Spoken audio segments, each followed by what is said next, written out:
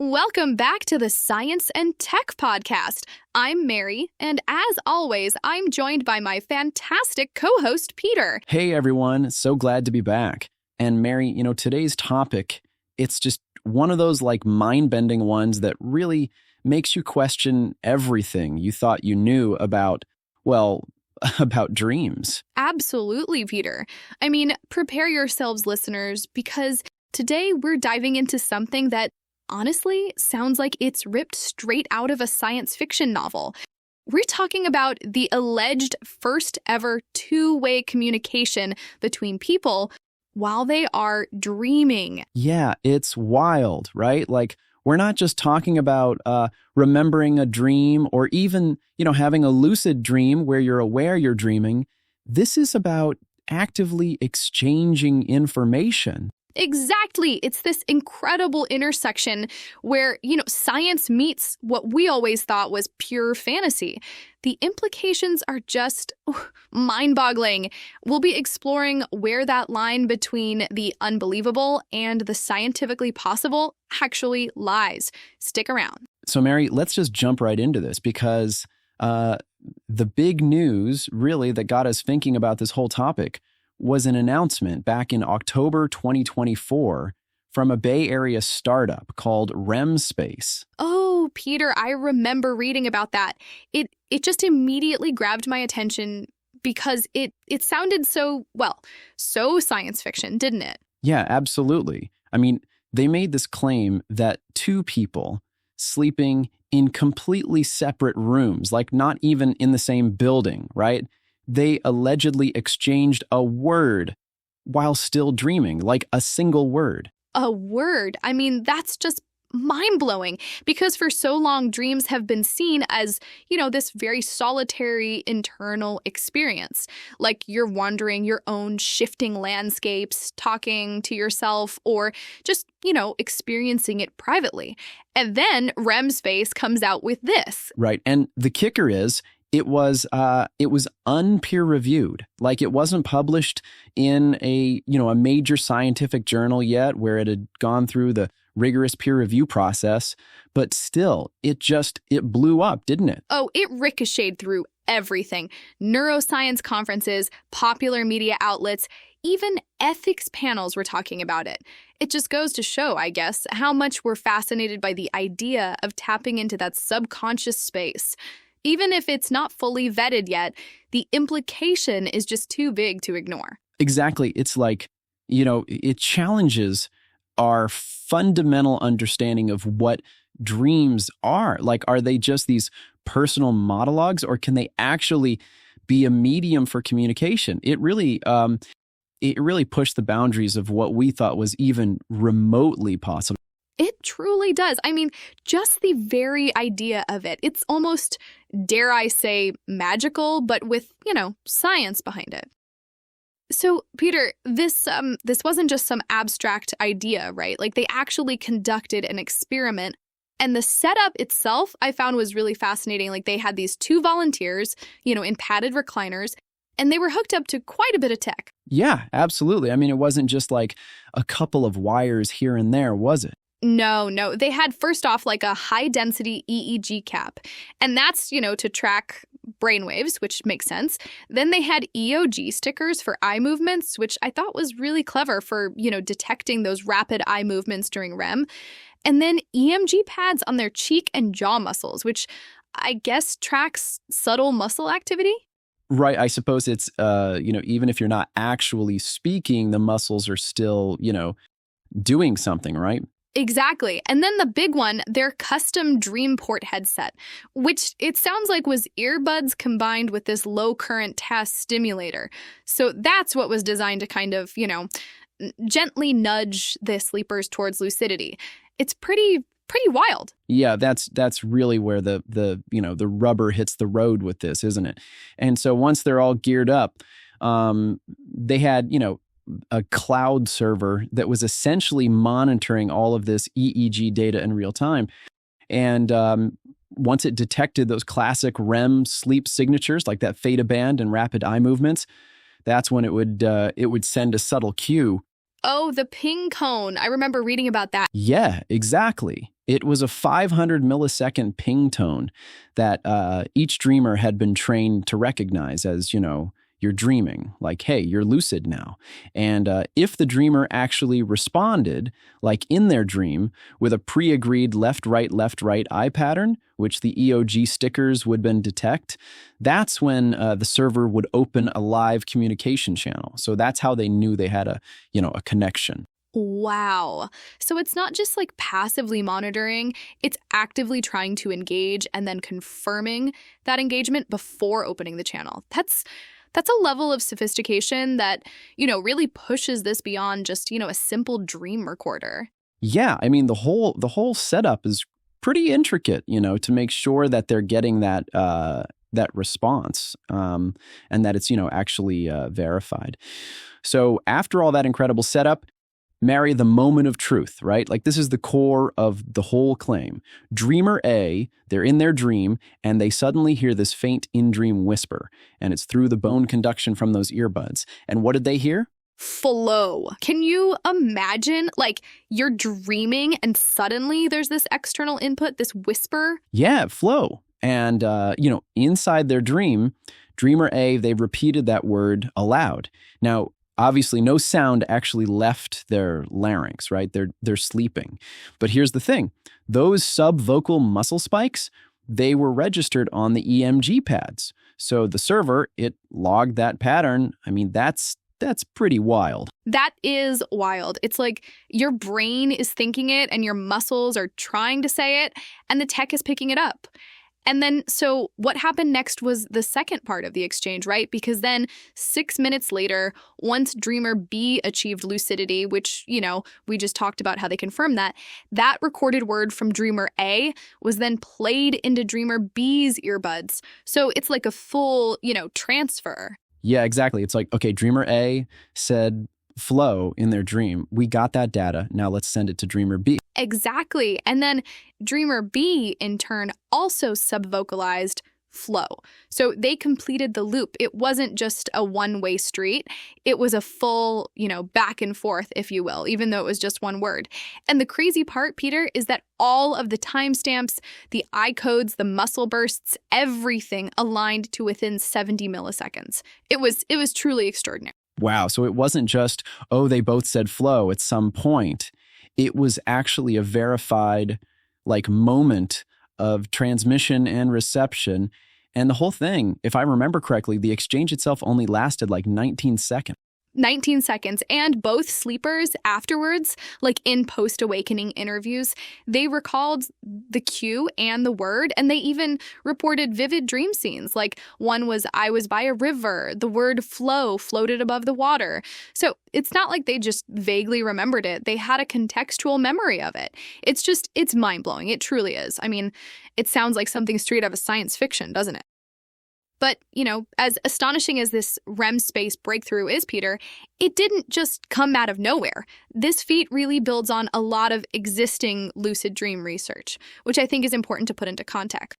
Yeah, that's a good point, Mary. There has been a lot of groundwork laid before this, for sure. Absolutely. I mean, back in 2023, Northwestern University, for example, actually showed one-way communication with dreamers.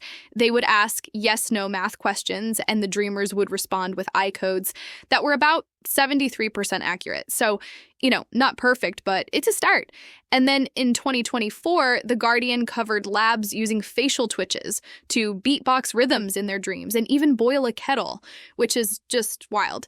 And REMspace themselves in 2024 actually claimed two-way control of a virtual avatar within a dream using joystick EMG signals. So this isn't completely out of the blue. They've been working up to this. Yeah, you're right. It's not like they just, pulled this out of a hat. There's been a clear progression in the research.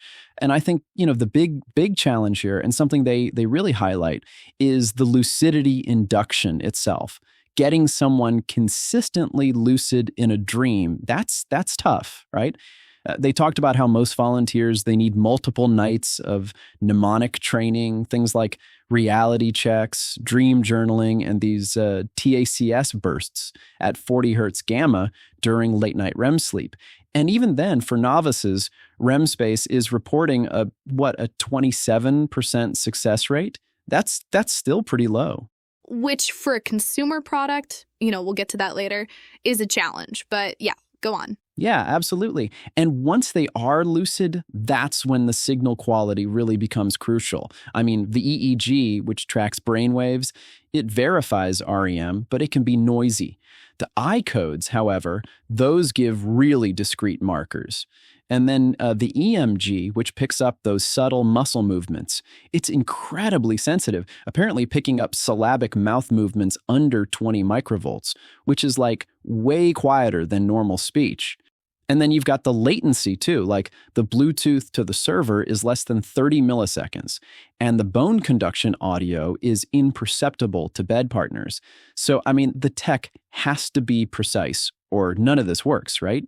It's wild to think that these tiny little muscle movements that are not making a sound can be picked up, converted into data, and then used to transmit a word to somebody else in their dream. It really underlines how much precision is involved in this. It really does, Mary. And, when you start thinking about the implications of this, like beyond just the basic communication, the potential applications they're mind-blowing, honestly. Oh, completely. It's not just a parlor trick, is it? Like, this could genuinely transform so many areas of our lives. I mean, think about stroke rehabilitation, for example. The idea of using guided limb imagery in lucid dreams to actually reinforce motor pathways without any physical strain. That's huge. Yeah, that's incredible. And, for me, one that immediately jumped out because I've always struggled with it is language learning. Like, if you could actually rehearse vocabulary with a live tutor who's also dreaming, by the way, that makes sleep school a literal thing. No more just like having a tape recorder under your pillow. Right? You're not just hoping it seeps in by osmosis. You're actively engaging. And something else that stood out to me, which is really profound, is the potential for therapy, especially for something like PTSD. Imagine patients being able to confront their nightmares, but with a clinician coaching them remotely inside the dream. Like, that's a level of intervention that we just don't have right now. Yeah, that's such a powerful idea. And then, of course, the one that probably everyone's thinking about, and certainly what comes to mind for me, is entertainment, right? Like multiplayer dream MMOs, where your avatars literally spawn in a shared lucid space. I mean, we're talking full-blown Ready Player One, but without like needing the clunky VR goggles. You're in the dream. It's wild. The possibilities they're endless. But, Peter, as exciting as all of this sounds, we do have to pump the brakes just a little bit and acknowledge that there are some pretty significant questions and skepticism swirling around this, right? I mean, peer review is still pending, for one. Oh, absolutely, Mary. And, when you look at the critical notes, there are some really valid points. Like, for starters, the N of this experiment, the sample size, was only 2 people. So, it's hard to rule out chance artifacts with such a small group. And then there's the whole issue of the muscle signal decoding. Apparently, it used a bespoke machine learning model, which, the code isn't even open yet. Right. And that's always a red flag, isn't it? When you're talking about groundbreaking claims, you want that transparency. And then there's the concern about false positive I codes, like random REM bursts, potentially spoofing lucidity detection. Plus, I remember reading that replication attempts at Stanford's Dream Lab actually failed on night 1, even though their equipment was a bit different. Yeah, that's definitely a point of contention. And I think REMspace has, countered by saying all their raw data logs will go public after their IEEE conference submission next November. So we'll see. We'll see how that plays out.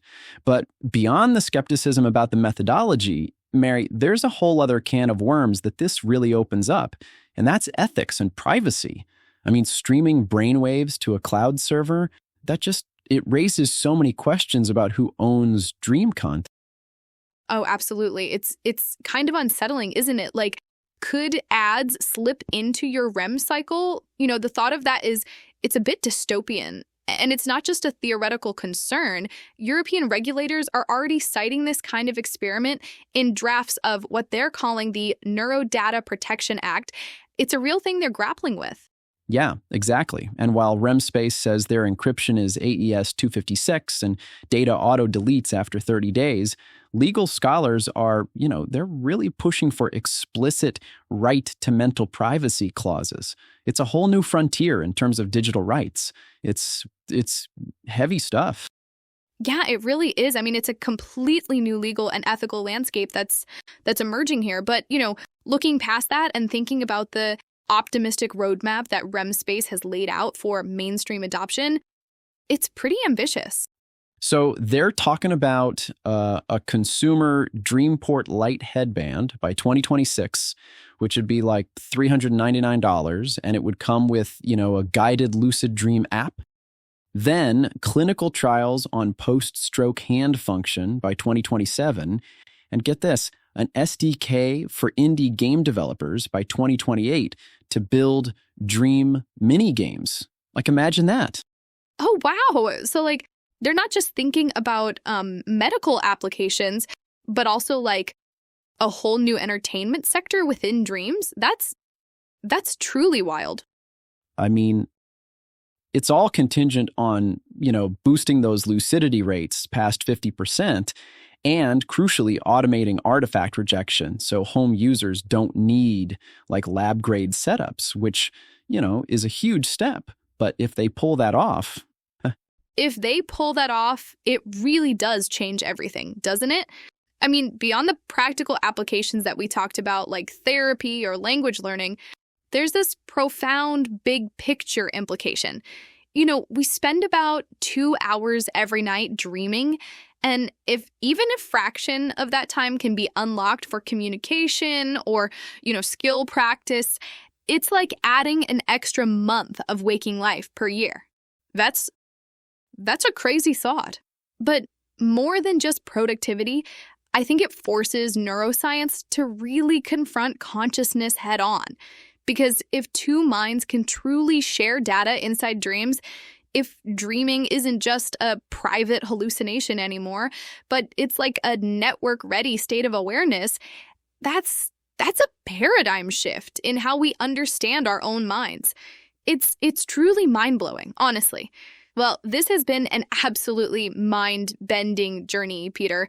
I mean, the possibilities are just wow. Yeah, absolutely, Mary. It's truly fascinating. And on that note, we want to thank all of our listeners for joining us today on another fascinating journey into the cutting edge of science here on the Science and Tech Podcast. Yeah, thanks for tuning in, everyone. Keep dreaming big and make sure you stay tuned for our next episode. We'll be back soon.